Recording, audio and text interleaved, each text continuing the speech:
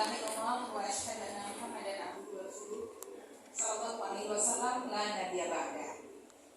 Bersyukur kepada Allah Subhanahu wa taala atas nikmat yang luar biasa ini yang tidak diduga-duga akhirnya saya sampai juga ke Saing Madain Natal bersama.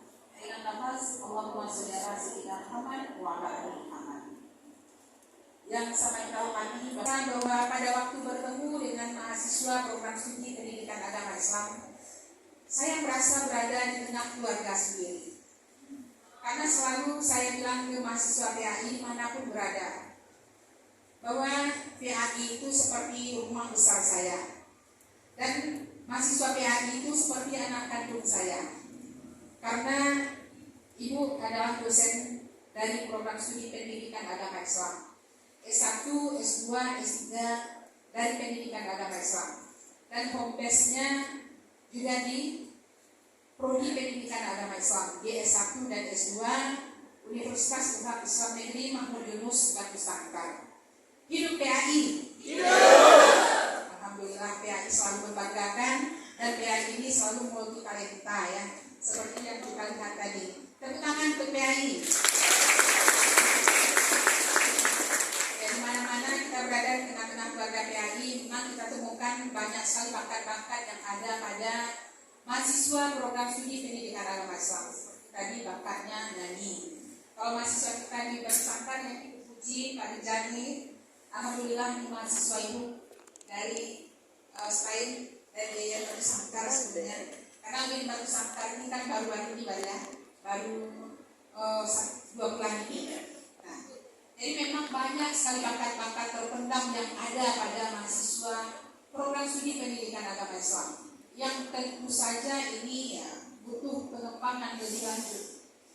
Bakat ini akan berkembang kalau kita punya motivasi yang kuat dari dalam dan punya dukungan yang kuat secara eksternal. Eksternal itu siapa? Ya orang dari luar dari mahasiswa, ya dosen, tenaga pendidik, tenaga pendidikan, serta sarana yang ada dan lingkungan yang mendukung untuk bisa kuat mengembangkan semua potensi yang ada. Alhamdulillah ya. Baik, untuk perkenalan mungkin tidak akan terlalu panjang lagi ya, Bapak sudah disampaikan oleh moderator tadi komplit. Kita sudah punya peluang besar untuk bisa menamatkan pendidikan 3,5 tahun. Bukan hanya di jurusan PAI, tapi pada semua jurusan yang ada di UIN Batu Sangkar. Terutama PAI, karena PAI kita multi talenta tadi, punya bakat potensi yang luar biasa, peluang kita itu lebih besar. Baik, itu akan jelaskan. Kemudian juga terkait dengan hal-hal yang mendukung tentang bagaimana kondisi mahasiswa PAI hari ini. Kebetulan saya juga adalah sebagai ketua panitia PEP di UIN Batu Sangkar sekarang. Peminat PAI itu nomor 1 teruskan. Kita Batu Sangkar hanya menentukan kuota untuk PAI itu 200 orang. Tapi 200 orang itu sudah terpenuhi oleh mahasiswa pada jalur SPAN. Sudah penuh pada jalur SPAN. Sementara desakan yang mendaftar pada jalur UM, jalur mandiri, reguler dan prestasi itu juga semakin besar. Lebih dari 5 kali lipat kuota yang mendaftar pada jurusan pendidikan agama Islam yaitu UIN Batu Sangkar. Kalau di sini saya kira juga seperti itu ya Pak ya. Karena di mana-mana saya lihat peminat PAI itu nomor 1. Ya, di samping mungkin ada manajemen bisnis syariah. Kalau di Batu Sangkar lagi saingannya perbankan syariah, ditambah sama ya Pak ya, ditambah dengan PGMI. Tapi tetap kalau di Batu Sangkar itu PAI ini nomor 1 paling banyak data. Kira-kira sedikit ya dengan MPS dan juga dengan PGMI. Ditambah dengan perbankan syariah, karena kami perbankan syariah, PAI, MPI, bahasa Inggris, bahasa Arab, itu semuanya sudah terakreditasi unggul kita. Kalau di sini PAI-nya udah unggul ya Pak ya? Oh baik sekali, alhamdulillah. Mudah-mudahan sebentar lagi unggul ya Pak ya. Nah, fenomena ini tentunya menuntut mahasiswa PAI ini untuk segera tamat, karena kita juga butuh sarana dan prasarana untuk mahasiswa baru ya. Jadi jangan sampai terjadi penumpukan pada mahasiswa PAI yang seperti dikatakan oleh moderator tadi, ada yang sudah di atas semester 8, di atas semester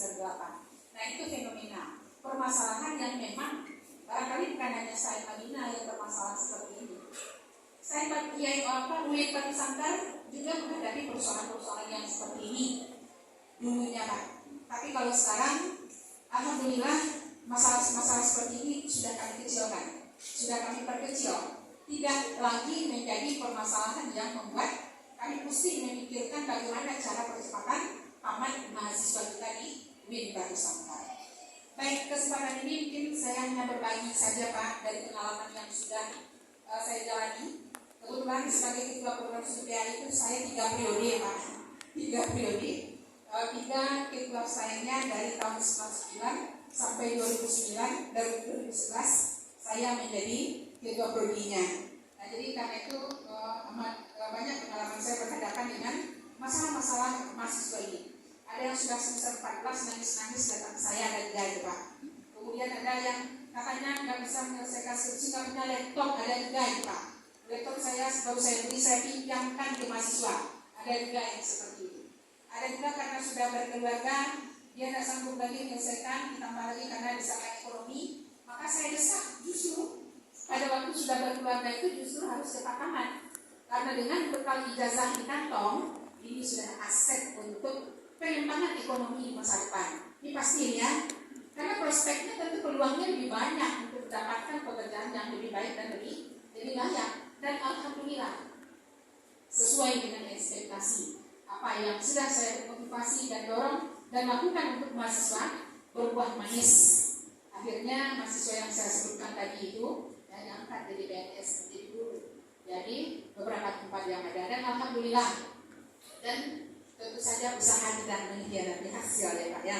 Dan itu yang perlu menjadi catatan bagi mahasiswa. Selagi ada usaha, pasti ada hasil. Usaha yang bagus, yang maksimal, maka hasilnya juga bagus dan maksimal. Jangan berharap hasil yang bagus, hasil yang baik dengan usaha yang sedikit. Itu prinsipnya. Baik, saya diminta untuk berbicara tentang jurus itu percepatan penyelesaian studi mahasiswa. Nah, yang pertama saya tanya dulu kepada Ananda mahasiswa semua. Kenapa perlu ada percepatan studi? Siapa yang bisa menjawab? Kenapa perlu? Ataukah cukup tamat semester 8, semester 9, 10, tidak apa-apa saja?